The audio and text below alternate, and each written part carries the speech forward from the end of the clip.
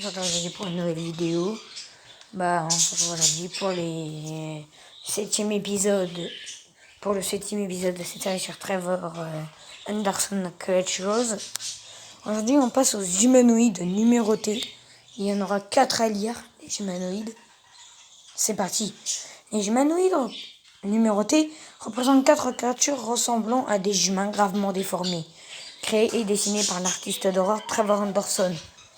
On sait très peu de choses sur ces créatures particulières. Les seules informations dont nous disposons à leur sujet sont les images elles-mêmes, qui ne nous montrent pas grand-chose à part les créatures elles-mêmes. Humanoïde 1, Holtzfass.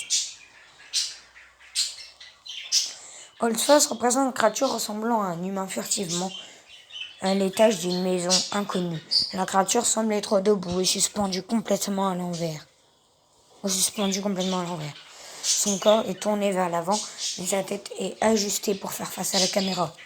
Cette créature est la plus humaine des 4 humanoïdes. Avec les mêmes parties principales du corps avec des proportions similaires, tout son corps est recouvert d'une sorte de peau ridée et tordue.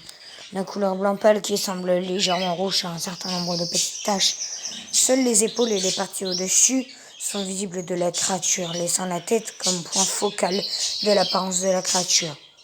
En parlant de cela, la tête de l'humanoïde est complètement chauve et a de grandes oreilles près de la tempe de la tête. L'intégralité du visage de la chose a été remplacée par un seul trou ouvert en permanence qui est vraisemblablement sa bouche, bien qu'il puisse également être interprété comme des yeux. Comme mentionné précédemment, la majeure partie du corps de la créature est cachée derrière le plafond du niveau inférieur. Nous ne pouvons donc pas effectuer des mesures sur la taille, le poids et la longueur de la créature. Nous ne pouvons pas non plus voir si la créature a d'autres parties anormales du corps. On ne sait presque rien de ces créatures et du reste des humanoïdes numérotés, car elles n'ont aucun indice visuel significatif sur leur comportement ou leur association, et n'ont pas de légende réelle. Nous pouvons faire que des hypothèses basées sur l'emplacement, la position et l'apparence de la créature. La façon dont la créature semble prendre la tête en bas comme une chauve-souris peut indiquer qu'elle est habituée à cette position et qu'elle y reste très souvent, car elle ne semble pas être gênée ou troublée par cette position. La comparaison avec les chauves-souris a également du sens, dans le fait que la créature semble être nocturne, car nous pouvons voir qu'il fait bien nuit sur l'image. On ne sait pas comment la créature est capable de voyager ou de se nourrir, mais son emplacement peut impliquer qu'elle se déplace entre les maisons et reste au plafond, essayant de surprendre les gens et éventuellement de les manger. Bien que la façon dont elle tuerait soit inconnue, car elle ne semble pas posséder quoi que ce soit pour le faire.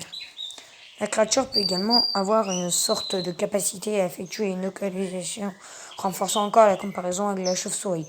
Cela est évident par le fait qu'elle semble n'avoir que de grandes oreilles et une bouche qui sont les seuls organes faciaux nécessaires à l'écholocation. Il a probablement évolué ou muté pour se débarrasser de ses yeux, car il serait inutile dans le noir. Cependant, il est possible qu'il ne soit pas carnivore, car il n'a pas semblé vouloir attaquer le caméraman. Il s'agit d'une créature herbivore passive, ce qui expliquerait l'absence des moyens pour lui de tuer quoi que ce soit. Et voilà, c'est la fin de cet épisode sur la partie 1 des humanoïdes numérotés. Si c'est le cas, n'hésitez pas à vous abonner. Enfin, si vous avez aimé, n'hésitez pas à vous abonner, à activer la cloche des notifications et à liker toutes mes vidéos. On se retrouve tout à l'heure pour la deuxième partie.